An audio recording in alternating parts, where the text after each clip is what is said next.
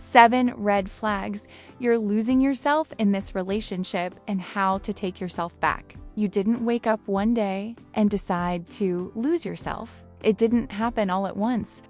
It happened slowly, quietly, in ways that felt almost invisible at the time. At first, it looked like compromise. You adjusted a little, stayed quiet in certain moments, let small things go to avoid tension. You told yourself this is what love requires: understanding, patience, flexibility. But then something started to shift. You began thinking twice before speaking. You started analyzing how your words might be received instead of simply expressing what you feel. You felt a subtle tension before conversations that used to feel natural. And without realizing it, you stopped being fully yourself. Now there is this strange feeling you can't ignore anymore. You are there, in the relationship, but something feels off. You feel more anxious than at peace, more careful than free, more drained than fulfilled. And the hardest part is that you cannot clearly explain why. You start asking yourself questions you never had to ask before. Is it me? Am I overreacting? Am I asking for too much? Why do I feel like this?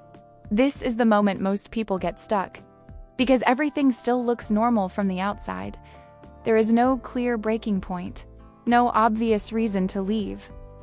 Just a growing distance between who you are and who you are becoming. And here's what most people don't realize. You can love someone deeply and still be losing yourself in the process. This is not about blaming the other person. This is about understanding something much more important: the subtle ways you may be abandoning yourself to keep the relationship. And once you see it, you cannot unsee it. In this video, you are going to recognize the signs that this is happening to you. Not the obvious ones, the deeper ones that quietly reshape your identity. And more importantly, you will understand how to take yourself back before you lose even more of who you are. Stay with me, because the first sign is something almost everyone misses. Red flag 1. There is a version of you that exists only inside your head. The one who thinks before speaking, rewrites messages, adjusts tone, removes words, softens opinions. Not because you want to communicate better, but because you are trying to avoid a reaction. You start typing something honest, then you delete it. You read it again and ask yourself how it might sound to them. You change a word, then another. You remove anything that could create tension. And what you finally send is not exactly what you felt. It is what feels safe. This is where it begins. Not with a big sacrifice, but with small edits to who you are. You begin filtering your thoughts before they even leave your mouth. You hold back opinions that might be misunderstood. You avoid topics that could lead to conflict. You choose silence over authenticity more often than you realize. At first, it feels like maturity, like you are being understanding, patient, emotionally intelligent. But over time, something shifts. You are no longer choosing your words. You are managing their reaction, and slowly your voice starts to disappear.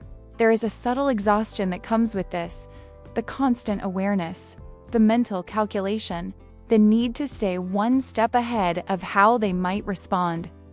It keeps you alert, but it also keeps you disconnected from yourself. Think about a simple moment. You want to say how you feel about something that bothered you. Nothing extreme, just honest. But before you even say it, a thought interrupts you. Is this worth it? Will this turn into something bigger? Maybe I should just let it go. So you do, again, and each time you do that, you teach yourself that your truth is negotiable. Not because it is wrong, but because it might be inconvenient. This is how you slowly lose your authentic voice. Not by force, but by repetition. You are still speaking, but you are no longer expressing. Let me ask you something that requires complete honesty. When was the last time you said exactly what you felt, without adjusting it, without calculating the outcome, without trying to control how it would be received? If that question makes you pause, then you are not just communicating. You're editing yourself to be accepted. And the more you do that, the further you move away from who you really are. Red flag 2. There was a time when your feelings had space. You could express discomfort, ask for attention, say when something hurt. It felt natural. It felt allowed. Now something changed. You notice yourself minimizing what you feel before anyone else does. You tell yourself it is not a big deal. You convince yourself you are overreacting. You swallow emotions before they even reach the surface, not because they disappeared, but because you learned they create tension. So instead of expressing them, you manage them internally. You start choosing peace over truth. Not real peace, but the kind that comes from avoiding conflict. You become easier to deal with, more agreeable, less demanding. And at first, this feels like growth. Like you are becoming calmer, more controlled, more emotionally mature. But look closer. You are not calmer, you are quieter. You stopped bringing things up because you do not want to seem difficult. You stopped asking for reassurance because you do not want to feel needy. You stopped expressing hurt because you already expect it will not be fully received. So you carry it alone. And this creates a dangerous shift inside you. Your needs start to feel like a burden. Your emotions start to feel inconvenient. You begin to believe that asking for something simple is already too much.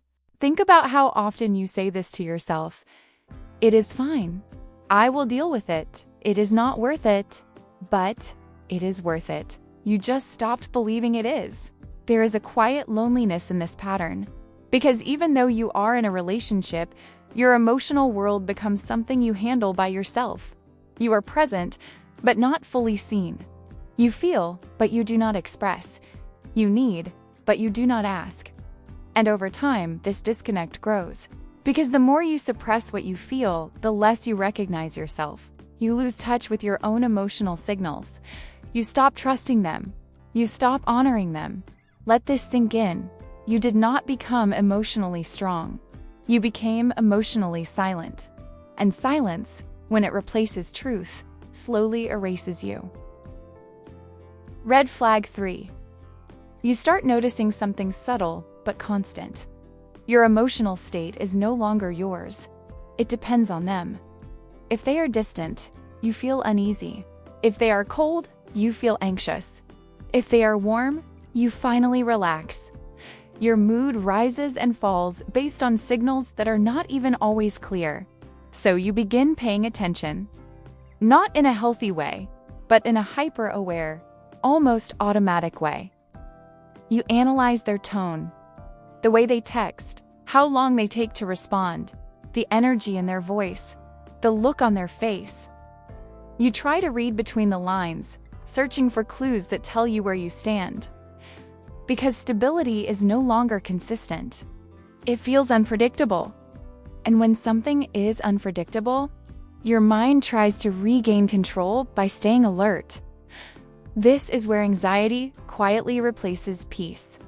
You are no longer just in the relationship. You are monitoring it. Every small change feels significant. Every shift in behavior feels like something you need to decode. You start asking yourself, what changed? Did I do something? Did I say something wrong? And the focus slowly moves away from how you feel to how they feel about you. This creates a loop that is hard to break. Because the more you depend on their mood to feel okay, the more power you give away without realizing it. Your emotional balance is no longer internal. It becomes reactive. You wait for signs of reassurance instead of feeling secure within yourself. And this waiting becomes exhausting. It keeps you in a constant state of anticipation. You are present, but never fully relaxed. Always checking, always adjusting, always trying to stay aligned with something outside of you. This is not connection. This is emotional dependency built on unpredictability. And over time, your nervous system adapts to it. You become used to the tension. You start believing that this constant alertness is normal, but it is not. It is called emotional hypervigilance. And it slowly disconnects you from your own center, Let me ask you something. When was the last time you felt emotionally stable without needing anything from them to confirm that everything is okay? If that feels distant, then your peace is no longer yours. It is something you are waiting to receive. If you have recognized even 2 of these signs, this is not random. This is not you overthinking. This is a pattern. And patterns like this do not stay small. They deepen.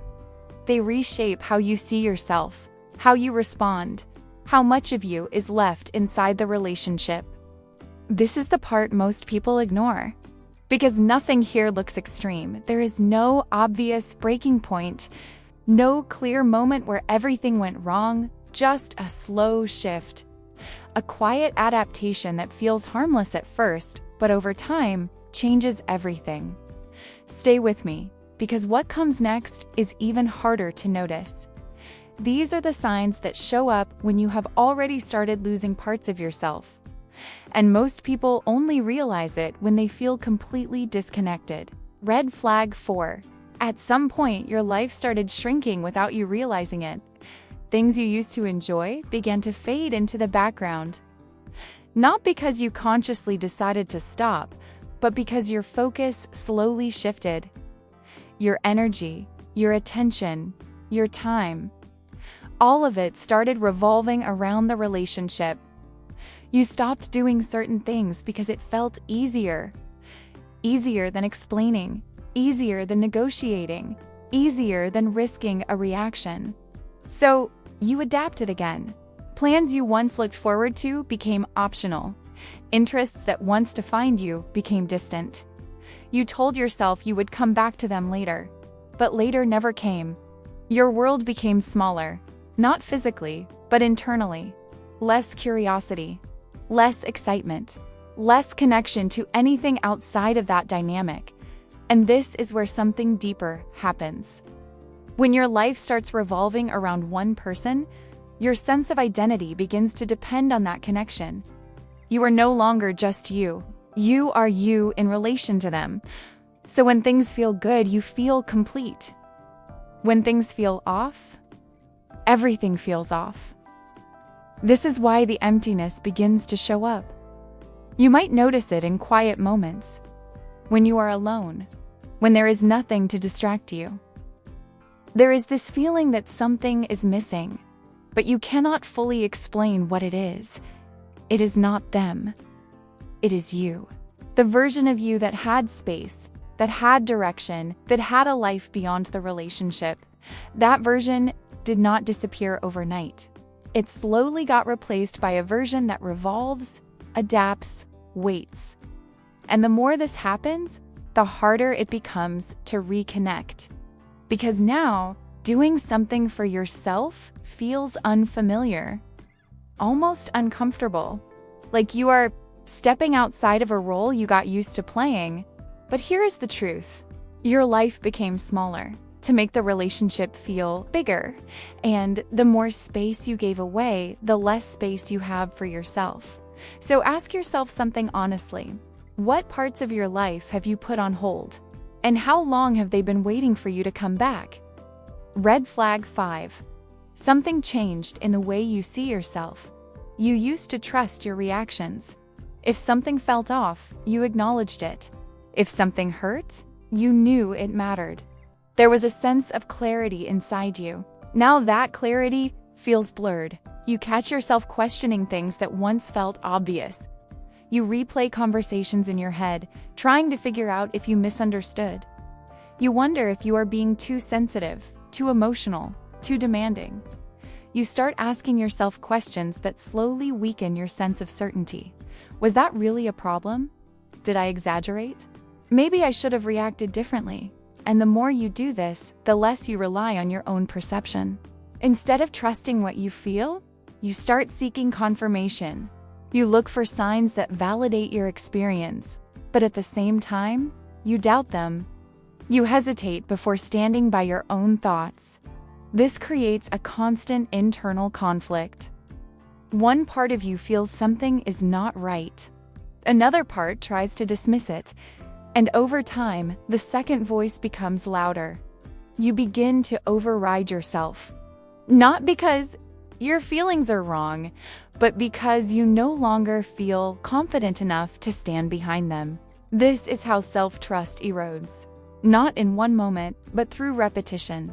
Every time you question your own reality, every time you minimize your own reaction, every time you silence your intuition, you create distance between you and yourself. And that distance is dangerous. Because when you stop trusting yourself, you become easier to shape, easier to influence, easier to control without even realizing it.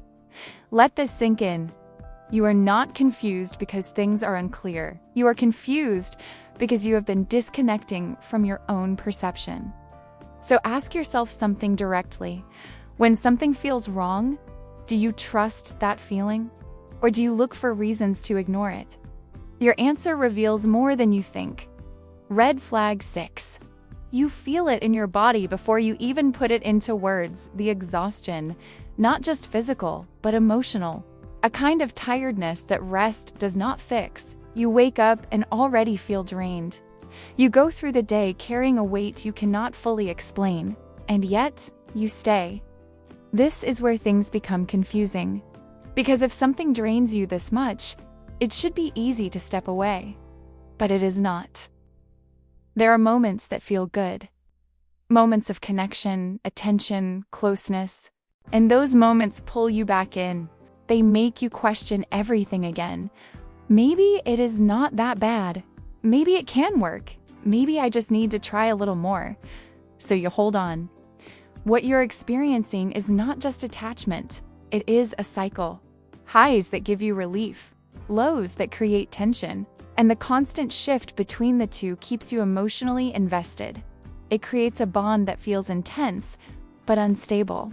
And intensity can be mistaken for depth.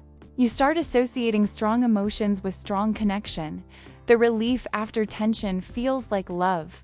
The closeness after distance feels meaningful. But what you are actually experiencing is inconsistency. Your nervous system adapts to it. It becomes used to the unpredictability. The ups and downs start to feel familiar, even expected. And when something becomes familiar, your mind holds on to it, even if it is exhausting. This is why leaving feels so hard. Not because you cannot see the impact, but because your body has learned to depend on the cycle itself. The emotional shifts keep you engaged, even when they are hurting you.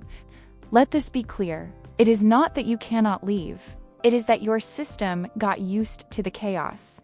And when chaos becomes familiar, calm can feel unfamiliar, even uncomfortable. So you stay, not because it fulfills you, but because it feels known. Ask yourself this honestly. Are you staying because you feel at peace? Or because you are used to the emotional pattern? That answer changes everything. Red flag 7. There comes a moment that is hard to ignore. Not loud, not dramatic, just quiet and uncomfortable. You look at yourself and something feels unfamiliar. You try to remember how you used to think, how you used to react, how you used to feel about things. And there is a distance. Like you are remembering someone you used to be but cannot fully connect to anymore. You notice it in small ways, the way you hesitate now, the way you hold back, the way you second-guess things that once felt natural, the way your energy feels different, heavier, less certain. And then the question appears. Who was I before this? That question carries weight, because it is not just curiosity, it is recognition, a realization that something important has shifted inside you. You are still here, but not fully. Parts of you adapted, parts of you stayed quiet, parts of you disconnected to keep things working. And over time, those parts created a version of you that feels unfamiliar. This is the deepest sign. Not what is happening in the relationship, but what is happening to you because of it. When you no longer recognize yourself, it means the changes went beyond behavior. They reached your identity. And that is why this moment matters. Because this is where awareness becomes impossible to ignore. You cannot keep telling yourself it is just a phase. You cannot keep minimizing what you feel. You see it clearly now. Something is off, and it is not just around you, it is within you. So pause for a second and sit with this, not to judge yourself, not to blame, just to acknowledge. You are not the same, and deep down you know it. This is not the end. This is the moment where everything can change. Now here's the part that changes everything. Up to this point, you are recognizing patterns, seeing what has been happening, maybe for a long time, but without fully naming it. And once you see it, you cannot go back to not knowing. But awareness alone is not enough. Because the real question is not just why this happened. The real question is what you do with this awareness now. This is where most people stay stuck. They see it. They feel it. They know something is wrong. But they do not know how to come back to themselves. They wait for the relationship to change. They wait for the other person to understand. They wait for things to go back to how they used to be. But the truth is, this is not about going back. It is about reclaiming. Reclaiming the parts of you that you slowly gave away. Reconnecting with the voice you stopped listening to. Rebuilding a sense of self that does not depend on how someone else responds to you. And this does not happen all at once. It happens in small, intentional shifts. In moments where you choose yourself, even when it feels unfamiliar, even when it feels uncomfortable, because it will feel uncomfortable. Not because it is wrong, but because you have been used to doing the opposite. So as you move into this next part, do not think about changing everything overnight. Think about something more powerful, returning to yourself. And once you start doing that, even in small ways, everything around you begins to shift. Now let's talk about how you take yourself back. The moment you become aware of what is happening, you have a choice. Not a dramatic, life-changing decision all at once, something quieter, but more powerful. The choice to stop abandoning yourself. Because that is what has been happening beneath everything you just recognized. Not intentionally, not consciously, but consistently. So the first shift is not external, it is internal. You start by naming what is real. You stop minimizing what you feel. You stop telling yourself it is not that serious, that you are overreacting, that you just need to be more patient. You allow yourself to see the situation without softening it to make it easier to stay. This is not about blaming anyone. It is about being honest with yourself. Because awareness, when it is clear and grounded, breaks patterns. And once you allow yourself to see things as they are, something else begins to happen. You start reconnecting with the version of you that existed before all of this. Not in a nostalgic way, but in a grounded way. You ask yourself simple but important questions. What did I enjoy when I felt like myself? What brought me energy? What made me feel present, alive, connected? And instead of waiting for the perfect moment, you begin to reintroduce small pieces of that back into your life, not for anyone else, for you. At first, it might feel unfamiliar, even uncomfortable, because you have been used to prioritizing something outside of you. Now the focus is shifting back. This is where another important shift happens. You begin setting boundaries internally before you try to set them externally. You stop overriding your own feelings. You stop dismissing your own needs. You validate what you feel without needing someone else to agree with it. This changes everything. Because when you stop abandoning yourself mentally, your external behavior naturally starts to change. And with that change comes discomfort.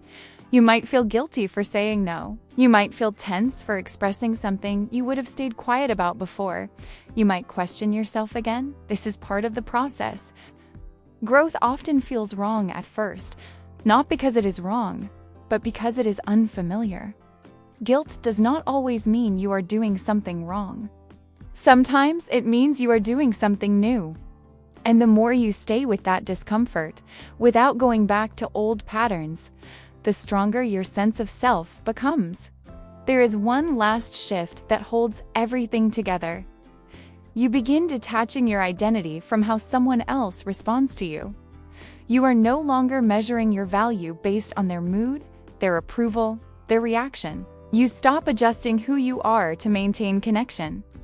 And this is where something powerful happens. You realize you do not need permission to be yourself. That realization changes the way you show up, the way you speak, the way you decide, the way you relate. Because now, your sense of self is not something you negotiate. It is something you carry. The moment you start choosing yourself again, everything begins to change. Not all at once, not in a dramatic way, but in something deeper and more stable. You feel it in the way you think, in the way you respond, in the way you stop questioning your own feelings just to keep something going. You begin to notice a shift, a quiet return to yourself. And this is important to understand. You are not broken. You did not lose yourself because there is something wrong with you. You adapted. You adjusted. You tried to make something work. But now you see the cost of that. And awareness gives you something most people ignore, a chance to reclaim, to reconnect with the parts of you that never truly disappeared. They were just waiting for you to come back. So if something in this video resonated with you, do not ignore it. That feeling you have right now is not confusion. It is clarity trying to come through, and the more you listen to it, the stronger it becomes. You are not losing them. You are finding you. And once you start that process, even in small ways, your entire life begins to shift in a direction that actually feels like yours. If this spoke to you, stay connected. Because this is not just about understanding relationships. This is about taking your life back,